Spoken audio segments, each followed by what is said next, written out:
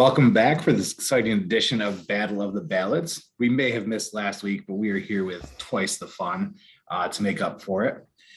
And the year is 2008, so the songs may not be twice the fun, but I guarantee you us three gentlemen will be more than a good time. For those new listeners that we have, and I know that we have new listeners every week, new viewers, please make sure to hit that like and subscribe button as soon as you arrive here, because you know you want to get this content every single week and you want an update on it. Gregory and Joseph, we've had a couple weeks to figure out what's going on here. We had some suggestions from the audience for our tracks of the year. I will say this is, and I say this quite often, a rather diverse year in music. Wouldn't you agree?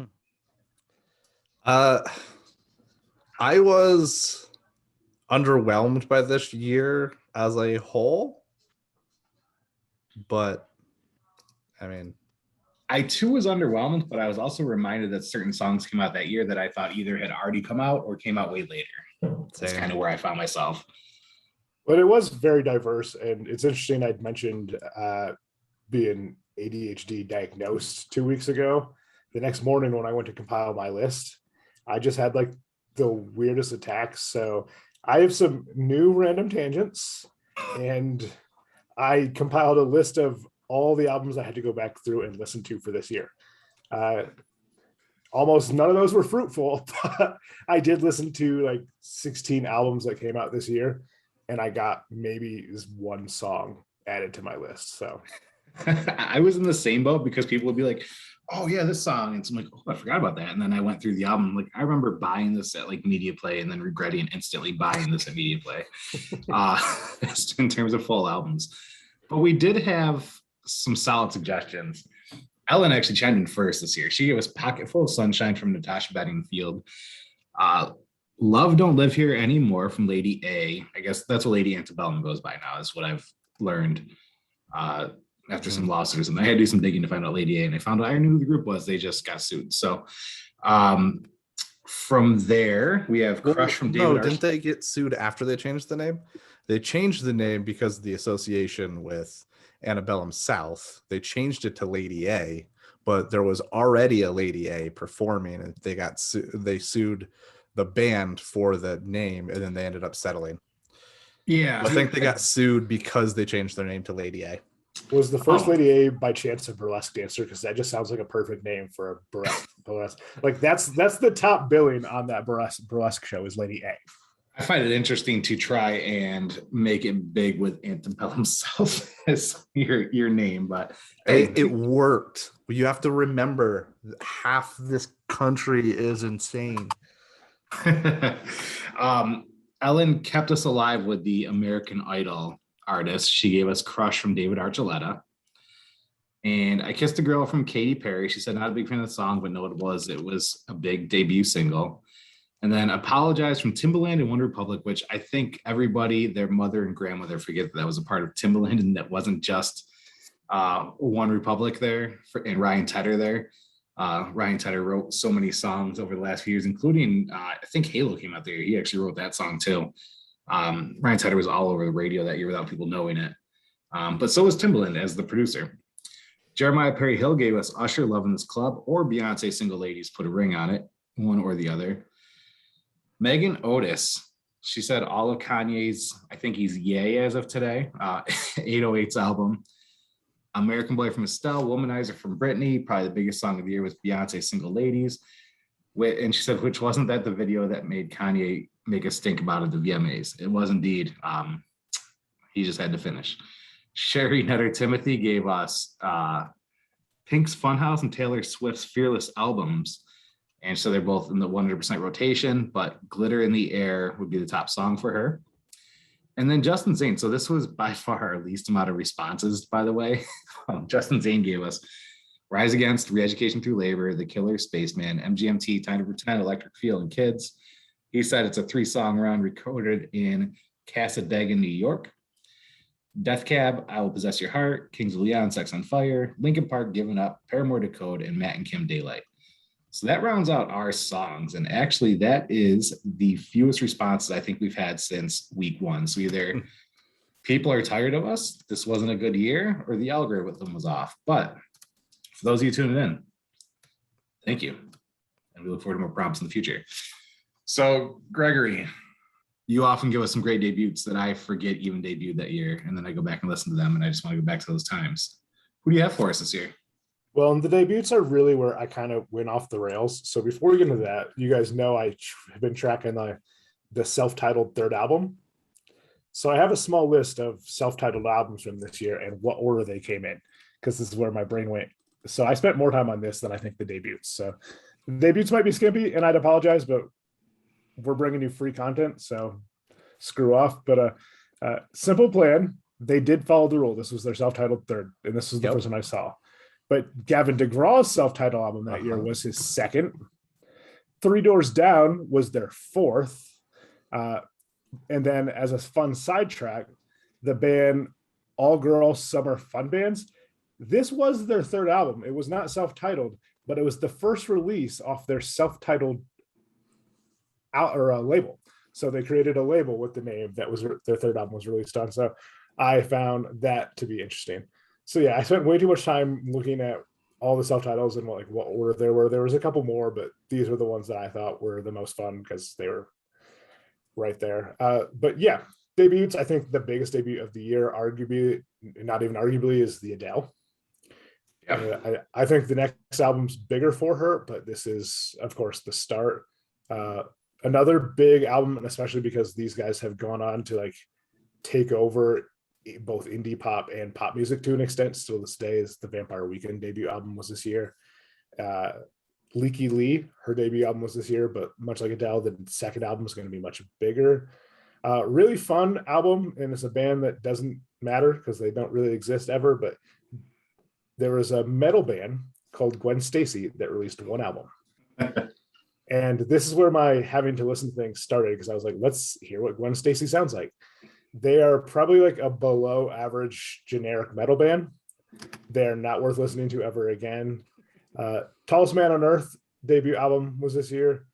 She and Him's debut album was this year. Once again, their next album is going to be killer. This one's only okay. Flight of the Concords was the debut album was this year. The band The Cab.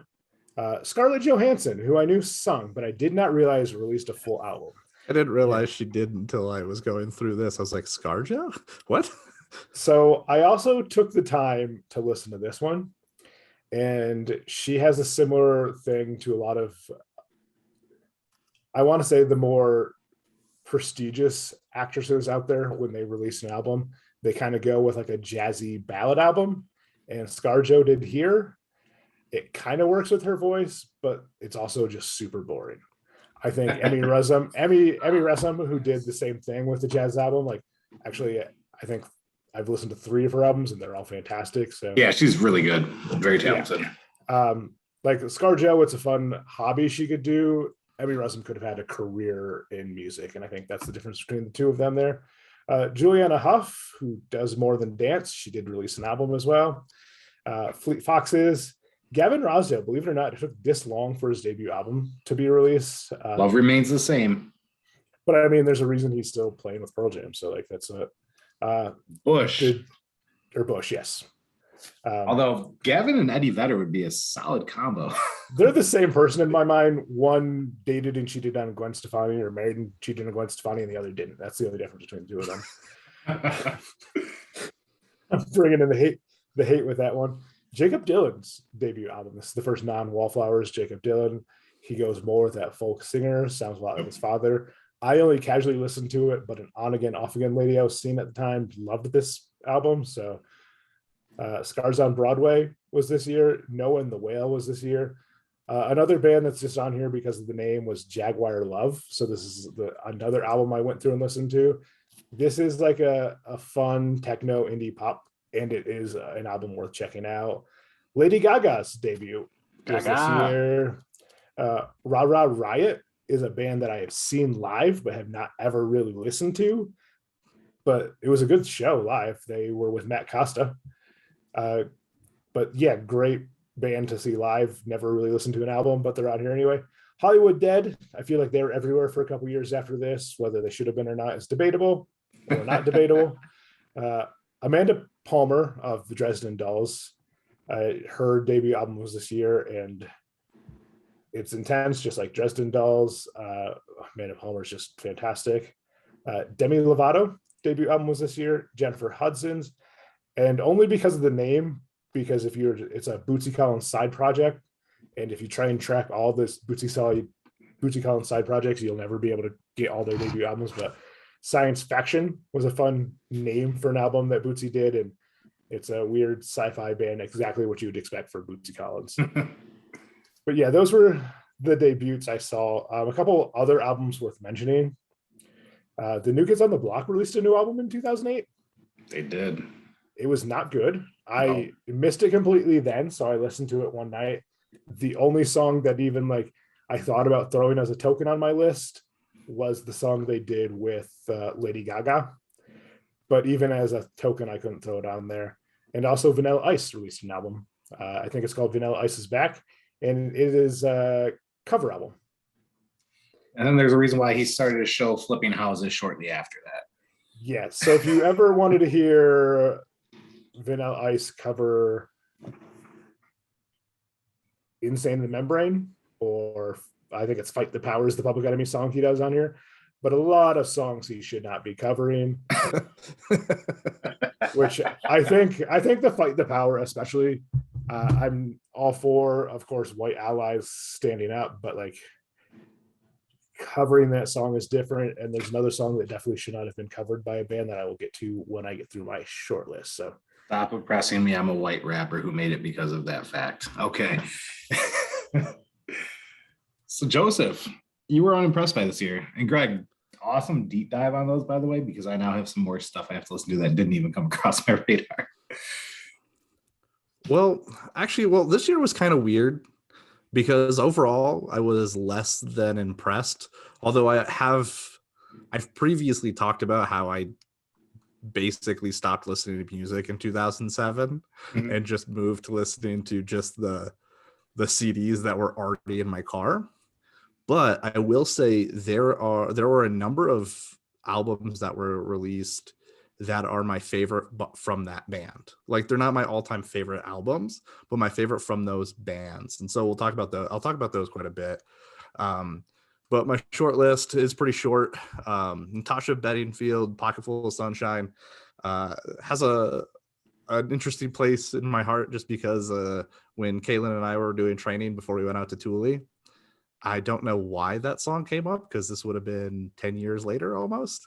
Because we were watching Easy A. I think we might have, or I think she might have. Nice. But we would get bored during training and we would just start singing that song for no reason. Matt Costa, I think this is his second album. Yes. Mr. Pitiful and Lilacs. This is about where I kind of stopped listening to Matt Costa. Went a little bit too down the folk that I don't really listen to a lot, but Mr. Pitiful and Lilacs are both great off that album.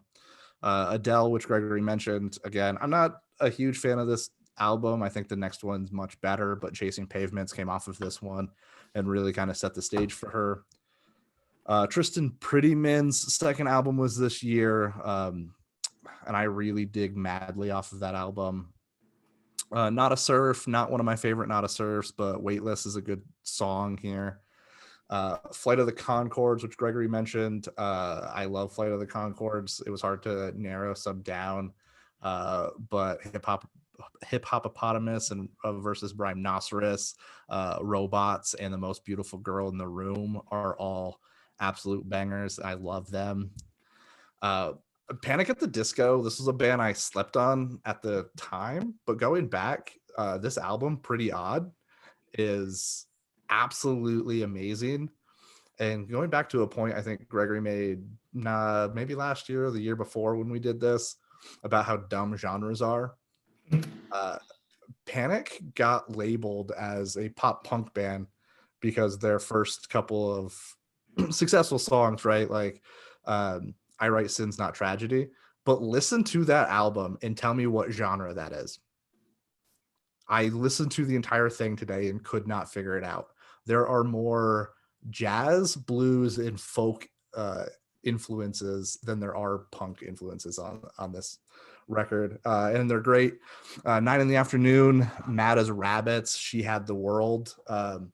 all wonderful, and I'll come back to that in a bit, I'm sure. Jason Mraz, it's fine. I'm Yours and Lucky. We're both off this one. Not my favorite Jason Mraz. Disturbed.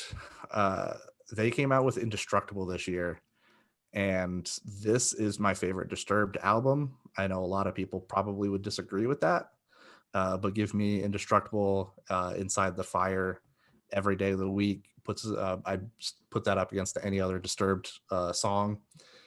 Katy Perry I put on here because it was her basically coming out party onto the scene.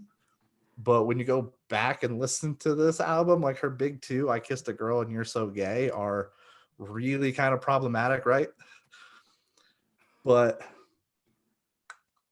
I remember at the time thinking You're So Gay was so funny and edgy because I was a child. Yeah, I mean, it's cringe. Yeah. I mean, way to just make fun of somebody for, being feminine, I guess. I don't know. Or traditionally feminine. It was one of those things where I think it was, I'm trying to be an ally, I'm being funny, I'm here for you, but here's this anyways, which doesn't help. So just, ugh. Curly, I don't know if she's ever made any other music, but for some reason, Walking on Air resonated with Josh and I. We used to listen to this song constantly, probably freshman year in college. Shinedown. This is my favorite Shinedown album. It's absolutely fantastic. Beginning to end, it was hard to narrow down any songs. Sound of Madness was kind of the first one I heard off it. This album is actually what hooked me on Shinedown. Was that the album Second Chance? Yes. That was great. That got a lot of radio play, but that didn't even make my short list. What a Shame, Call Me. We'll come back to that one too. But Shinedown is a band that means a lot to me. I'm glad I've had a chance to see them live. Airborne Toxic Event, sometime around midnight, is off this album. Is this their debut? Yes, and I was supposed to see them 3 times during the pandemic, and each one has been postponed and then just canceled. So I don't think I'll ever see them again because they just got back together and then broke up. So, not my favorite. I think my favorite comes off their next album, but this is a good one too. Nappy Roots. Going back to something you said, Dan, about buying albums that you were disappointed in. I bought this album because I knew earlier Nappy Roots. This album's garbage. It's not the same at all. But Good Day's great. The one good part of it. Yes. Slipknot had an album this year. I'm not generally like a big Slipknot fan. I have seen them live, and their live shows are great. But Psychosocial has been my favorite Slipknot song since it was released. Ben Folds, You Don't Know Me with Regina Spektor. What a fun song to sing. Anne Boleyn, maybe my favorite Anne Boleyn, I'm not sure, but this album has Breathe on it, and this was one of Evan's favorite songs. He used to play this all the time on guitar freshman and sophomore years of college, and it's what got me actually hooked on Anne Boleyn. So this song will always have a specific place in my heart. Rise Against's Appeal to Reason. This is probably the 4th band of this year that released my favorite album of theirs. This album is so good. Long Forgotten Son is amazing. The Strength to Go On. I think Savior that year and the year after were the ones that was the one that really got a lot of radio play. I love Rise Against. I saw them twice in the same week one time. We went to Montreal and then Albany. So good. Taylor Swift, Love Story. I thought this song came out like 4 years before this. I thought she was much older than she is, to be honest. I distinctly remember singing this song constantly in the kitchen at Burger King. And for some reason, I thought that was during my first stint at Burger King, which it couldn't have been because I was at Sears during 2008. So apparently, I never know what year it is. Could this have been one of those that was released before it was released? Like, nope. As an album? I specifically looked this song up for that reason. I did too. I was like, was she indie and then label or?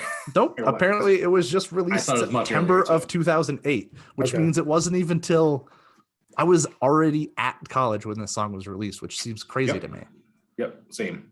All American Rejects, this album in general is not that good to me, but Gives You Hell is a really fun song.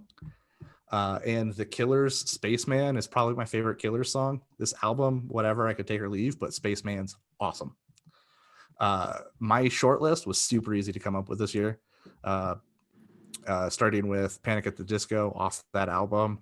Northern Downpour, that song is great. The horns in it are just different.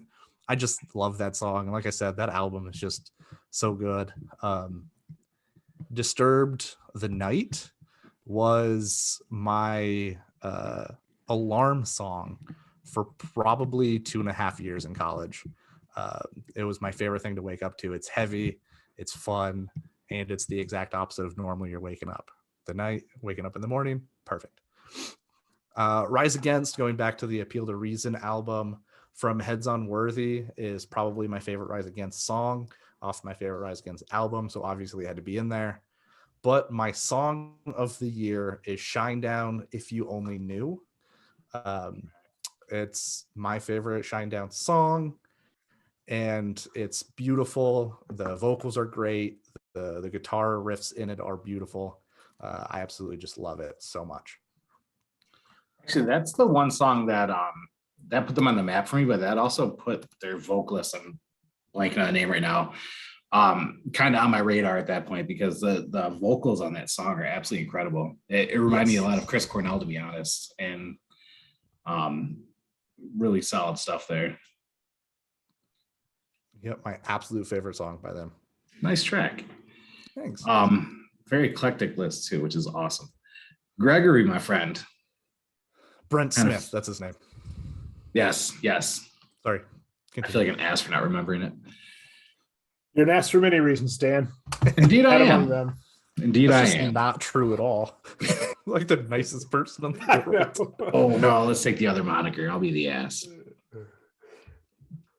So Joe mentioned Timberland, and that's not on my short list, but it just made me think.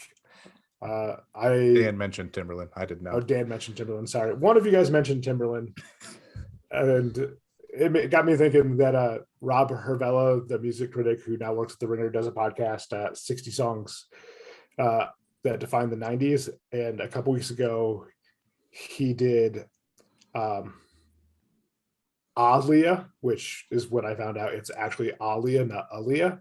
But he did Aaliyah, and one of the things he talked about was her first album, which was produced by a guy who I hope has fun rotting in prison the rest of his life. And one of the things he talked about was reckoning with the legacy of that album, and then the fact that Aaliyah didn't become Aaliyah until she started working with Timbaland and Missy. And she had, yes, Missy. Yeah, like, and that's one of the things that, like, he kept harping on, like, think about how futuristic from her second album on sounds, and what could have happened if the three of them were able to work together for forever. But it just made me think, like, Timbaland does not get the credit he deserves, because if you think 90s hip hop producers, you think Jermaine Dupri, you think Dre, you think the Neptunes, you even think like Puff Daddy, but like the shit Timbaland was doing was different than anything. And that was one of the things they talk about. There's a lot of like indie musicians now discovering Timbaland and how much he's influencing music today still from what he was doing in the 90s and early 2000s. So it got mentioned here, so I thought it was a good time to talk about Timbaland. What I loved about him having that, I remember the Lightning Bolt, I forget what the album was, but that year he released that album that had like One Republic and everybody else on it. I think, what's her name, Nelly Furtado, you know, all these artists on it that did songs with him in the background that nobody had an idea. So he's like, all right, we're going to put my name on these songs now because I'm doing this. And because, you know, he got his name out there, Missy, but he didn't have that producer forefront, you know, because he was actually vocalizing some of those tracks. So it was nice to see him finally saying, like, here's my art. Here's the wide range of artists I'm working with. Show me some love. Especially when it came to the stuff he was rapping on. Well, him and Magoo, I don't think he did a solo album. I think they're all with Magoo. Yeah. And I love Magoo's voice. Neither are great rappers, but they are not helped by Timbaland Productions, because he just wants to make the funkiest, like, funnest beats he can make. Yeah. It does not matter if him or Magoo can rap over those beats. Nope. Which is why I think like he's done a few tracks with LL Cool J, which is fun because we think of LL Cool J as like a certain style of a lyricist and rapper, but he can change it up, and I think he changed it up the best when he's with Timberland or the Neptunes. So just shout out to Timberland. Like we should just shout him out every episode. He's amazing. We won't. Let's not shout him out every episode. But what we should do is remind you to like, subscribe, and comment every episode. I don't know if that's where those buttons are. I'll point somewhere different every time. I'm sure of it. And actually, yes, do comment, because the comment is what generates more people seeing it. Yeah. All right. So I think they're all down below. there's one in the corner for sure. No, that's just the info card if you want to put an info card there. No, there's like a notifications thing in the corner that's got the little bell. It's still below. No, there's one in a corner. I promise you. There might not be. I don't know. I don't watch a lot of YouTubes, even though according to Zoe, we are YouTube stars. I do not watch a lot of YouTube. Right? In fact, when I watch this, I usually just put it on and put it in my pocket so I can just hear it. All right, as everybody else should. Yeah, you don't need to see us. Just listen to us. All right, so my short list starts off with one Joe mentioned. In fact, it's going to be a lot of what Joe mentioned in this early beginning, but Pocketful of Sunshine, Natasha Bettingfield. It's just a great track. And the scene with in Easy A in the shower is just like playing the card all weekend long with that song. It's beautiful.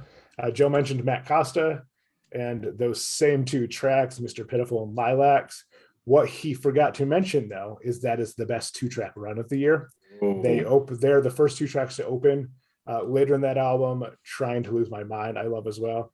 This is one of the albums I re-listened to, or I guess listened to, since a lot of the albums I'd never listened to before. But this was definitely a re-listen to, and I liked it a lot more now than I did in 2008 when I first bought the album. I think that was my last Matt Costa run through too. My last listen to one. I've listened to, I think, everything since then, and there's a new one he does with Jack Johnson. And I think Jack Johnson's on the new album he released this year. But the single came across my release radar, and it's the most I've liked Jack Johnson, even going back to the stuff they did early in both their careers.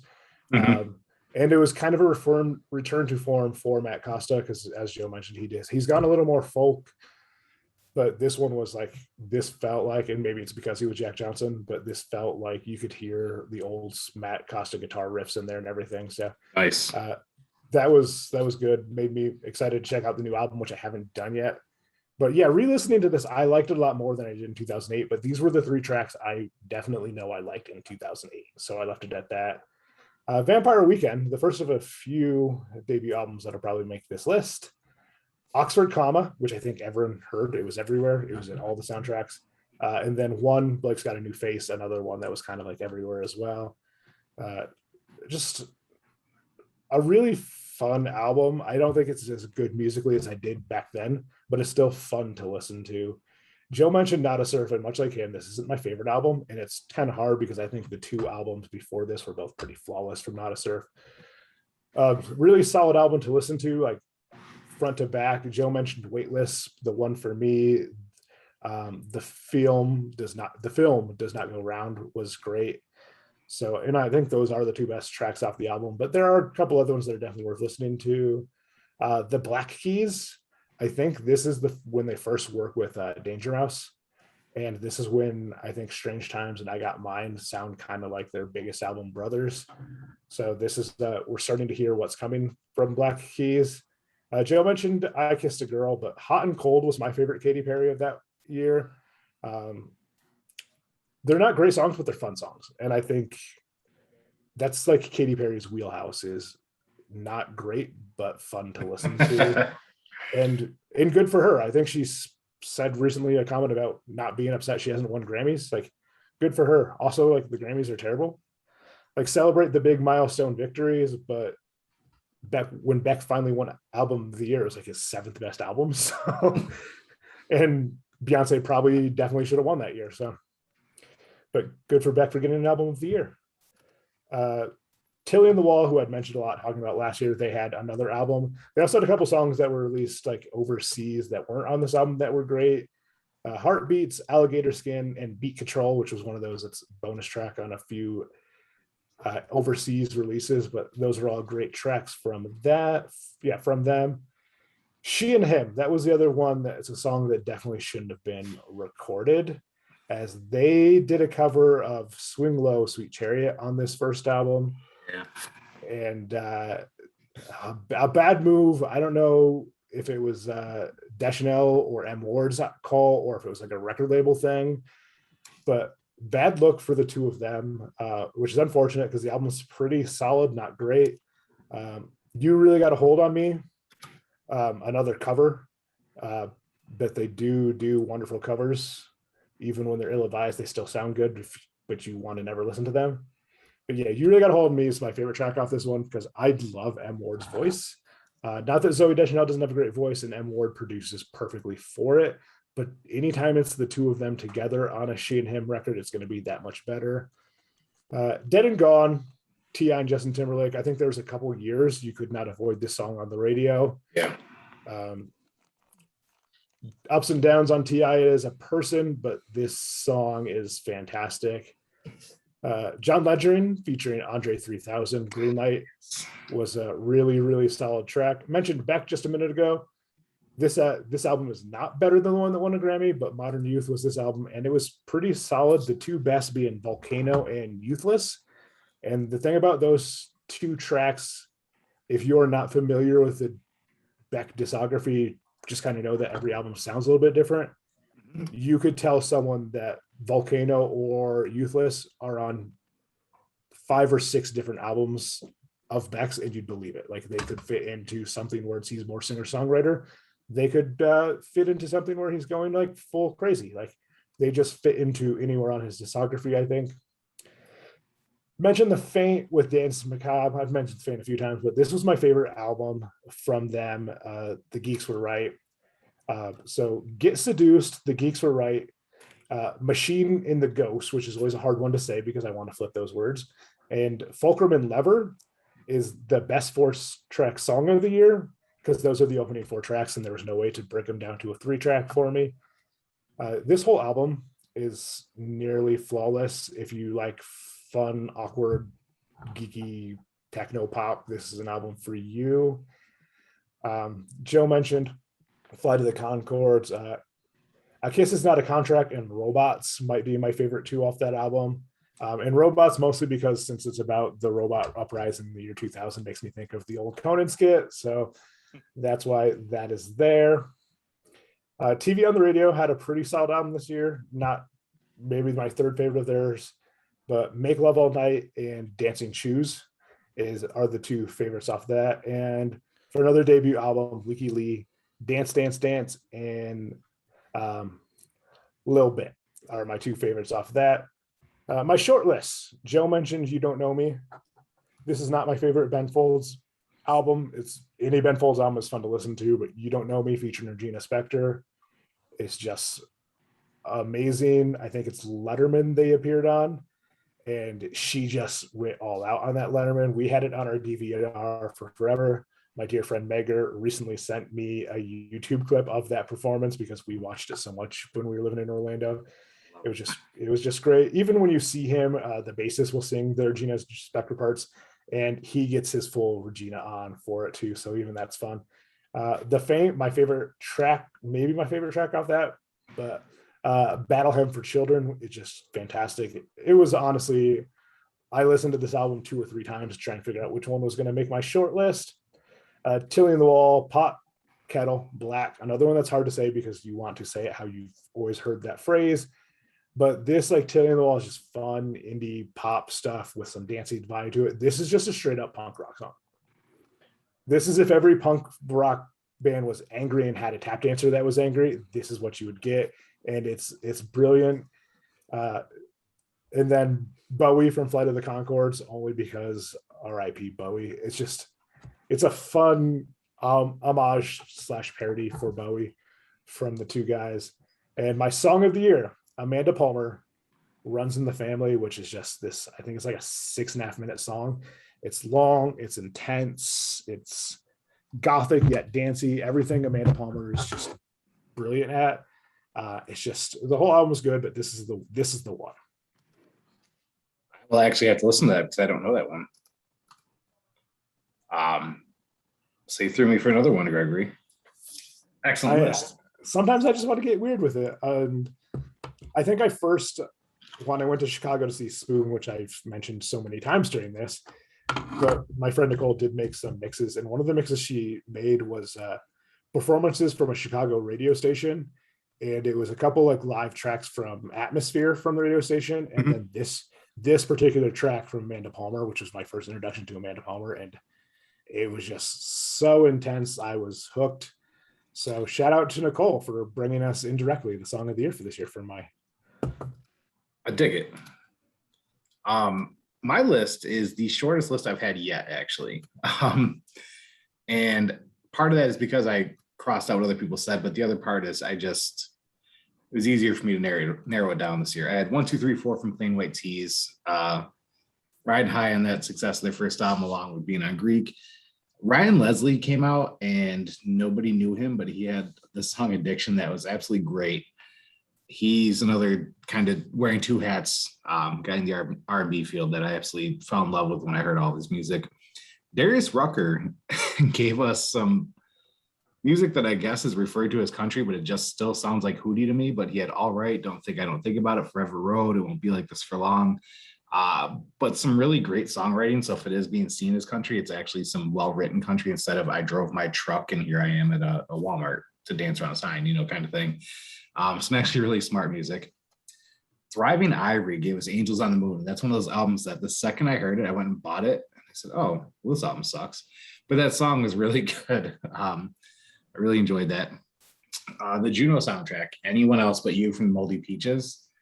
I was obsessed with that song for a few years. Just a great track. And I know that Michael Cera also did a version with Ellen Page on that, but just really great track. I think, Gregory, you mentioned Hollywood Undead, right? Black Dahlia from that was probably the only song of theirs I actually like, I think. I don't know how they got so famous, but whatever, do their thing. Body on Me from Nelly, really enjoyed that song, but it was the only one off that album where you can kind of tell that his career was just. And The Script, they gave us Break Even and The Man Who Can't Be Moved that year. I really enjoyed that whole album, actually. Those are probably the only two songs that folks know, but start to finish, that was a solid album. Busted Baby Part 2 from Plies. Roy and I used to have that on every party playlist, just good time. Swayze gave us Buzzin' and Corona and Lime, which I shouldn't like those songs. I think I was probably even too old to like those songs at that time, but I just, they were fun. And they actually, when I came across them, I put them back on a playlist. Can't Believe It from T-Pain. Make You Feel My Love is the one Adele track that wasn't mentioned that I vibe with. I enjoy that song. I will say her next album was just spectacular, but this album was still in the time where you had Ray J's and Youngbergs running around. She somehow broke through and hit the spotlight too. So it's pretty powerful there. Neo had Closer, Mad, and Miss Independent, all great tracks from what was a pretty stellar album, actually. Gym Class Heroes, Cookie Jar. I only say that because this is when JJ was DJing at Canal Side, and I would go and get on the mic and either freestyle or rap to really bad songs at the time. Nobody really wanted to hear it, but it still happened, and that was life in Brockport. Crack the Shutters from Snow Patrol. Really love that track. Dangerous from Cardinal Official, which I thought, this is one of those songs I thought came out much earlier than it did, but turns out it was just then. Day and Night from Kid Cudi. Rihanna gave us Disturbia and Take a Bow. Beyonce, Diva, Ego, Halo, If I Were a Boy. What just a banger of an album she released that year. Don't Trust Me from 303. I think they're kind of assholes, but that song was everywhere. Everybody Knows from John Legend. Great song. Fall for You from Secondhand Serenade. I did not want to like that song, but it was always in my head. And then I found it on like all my playlists and it just existed. Taylor Swift, who I know a lot of people don't love, but I personally do. Fearless, 15, White Horse, You Belong With Me, all great tracks. Float from Flogging Molly was actually out there in the college radio sphere, making waves. And I think they played between 2008 and 2010. I think they were here in Rochester like 10 times. So it was pretty awesome. And Here I Am, I'm Only Human, and Speedin' from Rick Ross, the Boss, which you guys know JJ and Roy, their nickname for me once Rick Ross broke on the scene was they called me the Boss because I was fat and wore sunglasses. So they gave me that nickname. And also because JJ and Roy are assholes. yeah, two of my best friends and giant assholes. I'm Not Over from Carolina Liar. I actually found, and I mentioned it a few times now, Greek. I found a lot of music through Greek, the show, when I was watching it. And I'm Not Over from Carolina Liar was one of the songs that was on there long before it was on the radio. So I actually appreciate that. It's kind of like how I found a lot of music through Scrubs, that sort of thing, where I never heard of something and then also I saw it on a show and then like 3-4 months later, it's big. That was a great song. I'm So Paid from Akon. Three Doors Down was still dropping stuff. It's Not My Time, Let Me Be Myself. I actually enjoyed both of those. Lady Gaga, she's a saint. Just Dance, Love Game, Poker Face, Gotta Take Them All. Jesse McCartney, another Greek reference, was on there. His song Leavin' was big. Kevin Rudolph, who somehow was a dude who played guitar and got a bunch of Maybach Music people on his album. He had Let It Rock that year, which was a solid track. Lil Wayne gave us Mrs. Officer. Akon did Right Now. Ray J, Sexy Kenna. Youngberg, Sexy Lady. All on the same playlist for me at all the parties I was DJing. OAR gave us Shattered, Turn the Car Around, and This Town, where I think they're two highest tracks, highest trending songs in terms of the charts, even higher than Crazy Game Poker because people didn't find out about that until way later. Pink gave us So What and Sober. I think that her songwriting started to actually shine through a lot more than just her pop quality there. Coldplay with Violet Hill, Viva La Vida. Busta and Linkin Park gave us We Made It. I don't know what's going on with Busta these days, but still a great song. Zach Brown Band, Whatever It Is, and Toes. And then The Fray, You Found Me rounds out my long list. Now I have my top 6, and it was Single Ladies from Beyonce, Love Story from Taylor Swift, Diamond Girl from Ryan Leslie, which if you haven't heard it, please listen to it. It's incredible. You Make It Real from James Morrison. He is an incredible singer-songwriter. Absolutely love James Morrison's music. Swagger Like Us from Jay-Z. And my track of the year is American Boy from Estelle. When I went back and listened to all these songs, all these albums, Gregory, you mentioned that you listened to a lot of this stuff for no reason. Go back. I listened to all of it, went through all my old playlists. I even busted out some CDs that I had made for parties. American Boy is what stands out for me for the year 2008, and that is my track of the year. I'm a little annoyed because the way Wikipedia lists albums released in a year, they didn't have the script or all sides, and I forgot they were both released in 2008, and they both would have made my list. So I don't use Wikipedia. I actually use Songfacts, which lists almost every song released that year. Yeah, I find it too difficult to go through by song. There's just so many songs that are released each year. Not that it's a really crazy interface. I don't like the Songfacts interface. So The what? I don't like the Songfacts interface. Oh, it's so simple for me to copy and paste and scroll through that I love it. Because I don't care about too much copying and pasting, but since I'm getting on these weird random tangents, I like to just be able to click the artist or the album or the song and get an article about that. I'm a computer illiterate younger boomer, so Songfacts is perfect for me to wade through. But the song had some gems in it, I think, that we're kind of in that muddied waters of when did something come out, when did it become popular, when were they on award shows kind of things, because we have like one more year of music videos left and then those are done. So it's an interesting era we're moving into. I'll counter, there's a lot of great music videos still being produced. They're just straight to YouTube now. Yeah, yes. And so you actually have to be actively searching for it instead of being up at 3 a.m. and randomly. I'm sure like the generation younger than us is still very aware of music videos, but because of YouTube. They're not aware of music television, but they're definitely watching it on the tubes. Fuse TV. Well, I think especially like in the hip hop, because you get a lot of that off IG, go here, and that's actually what's getting a lot of those content creators pretty big. Yeah, we did another year down. We have 13 more weeks to go, but if we stretch it the right way, we'll have 14. Oh no, we'll still have 13. To get through this year. So excellent stuff, guys. One Day, OAR off that album. It's the best song. I thoroughly enjoyed that album. I actually saw that. It's so good. I saw them on that tour at RIT, and there were sign language folks because it was a primarily deaf college. And so it was interesting being one of the few people who weren't deaf in a concert and seeing how they respond to the, the feel of the music, the drums and the bass and all that stuff. And it was actually one of the best experiences I've had at a concert. It was amazing. RIT has the National Institute of Technology for the Deaf, right? Yep. Yeah, NTID. It was a really solid experience, and the band was aware of it, and so they played to that, and it was a really cool experience. Did Crazy Game of Poker really not catch on until later? It was like 3 or 4 years later. It's on 3 of their albums, I think, because they had to keep releasing it to get traction. Because I definitely remember it like being something that you had to have been playing before, because it's a song I'd been listening to for forever. Yep. And mostly because I ran in a giant group of poker guys back in the day. So we were listening to that way earlier than it became popular, but I think this was about the time OAR kind of caught on a little bit more. Yep. This is obviously not I think this is like their 5th or 6th album they released, but like this was the album that got us. We went back-to-back years when they were playing SPAC.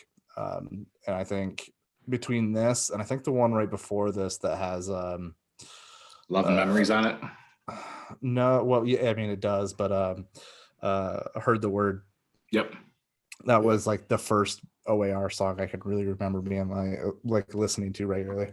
Yeah, it's interesting. You have like the adults who were like, "Oh yeah, this turn the car around song." Then you have the drunk college generation of me who's like, "Crazy Game Poker," So it's interesting when you go to these shows now and the blending of it, because there's still some fans who have not heard the early stuff that we just played beer pong to and drank to. So,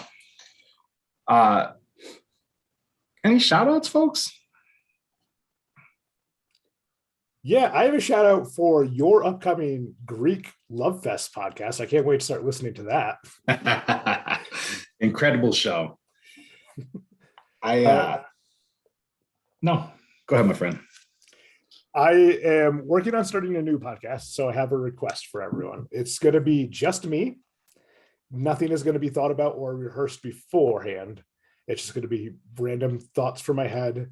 So what I'm asking people is to email me at gregoryscottdilcox@gmail.com. I'll put it in the comments when this video is posted, but just like a podcast prompt. Do you have an idea for a story you want me to make up off the top of my head? Do you want me to fantasy book Greek the way it should have been done? So anything, like, do you have random questions you think I may or may not know the answer to? If I may not know the answer to it, could be more fun, but it's just an idea for me to sit in front of my computer and my mic and just talk. So like, it could be anything. You could ask me to write a song, even though I cannot sing, I will write a song in that podcast. So yeah, I just asking you guys to send me prompts. You could of course comment on them here, but it'd be hard for me not to see them right before. Whereas if you just send me an email with the subject like, "Hey, podcast prompt," then I will know not to open till right when I'm hitting record. And it'll be just a fun experiment where some of these could be great. Some of these are going to be really awful. And most of them will probably be somewhere in the middle. I will give you some prompts and I will bring my Greek squad with me. And we'll give you a lot to talk about. Joseph, my friend, any shout outs? No, I don't think so. Not the delivery guy today. I know that. Not their fault. I know.